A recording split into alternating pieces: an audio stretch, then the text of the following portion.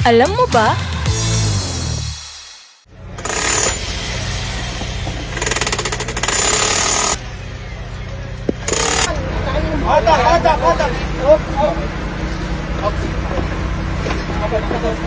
Mabigat at mapanganib ang isinasagawang search and rescue operation sa mga otoridad sa gumuhong ginagawang isang 9-story building sa Barangay Balibago, Angeles City. Sa sitwasyong hindi agad makita ng rescuers ang mga biktima dahil sa kapal ng debris, may isang mahalagang teknolohiya silang inaasahan.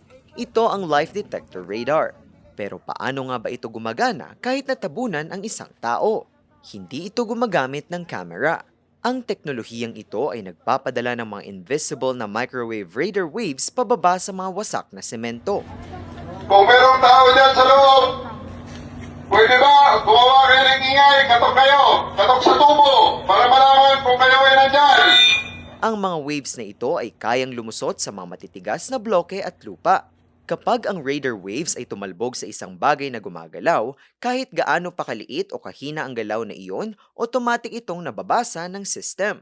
Kaya nitong madetect ang bahagyang pagtaas at pagbaba ng dibdib ng tao habang humihinga at mismo ang tibok ng puso ng isang survivor.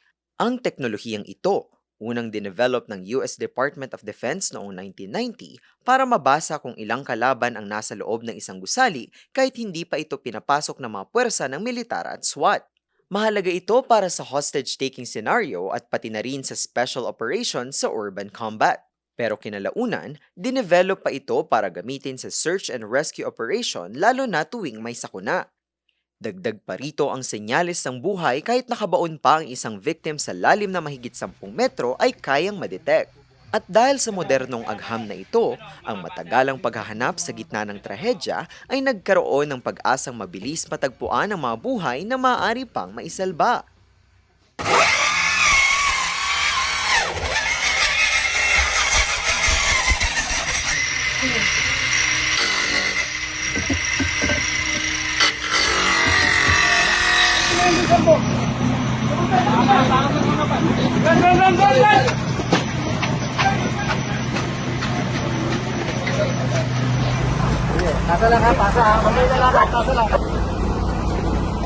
May trivia ba kayong nais malaman? I-comment na yan at ito ay aming aalamin. Ngayon, alam mo na!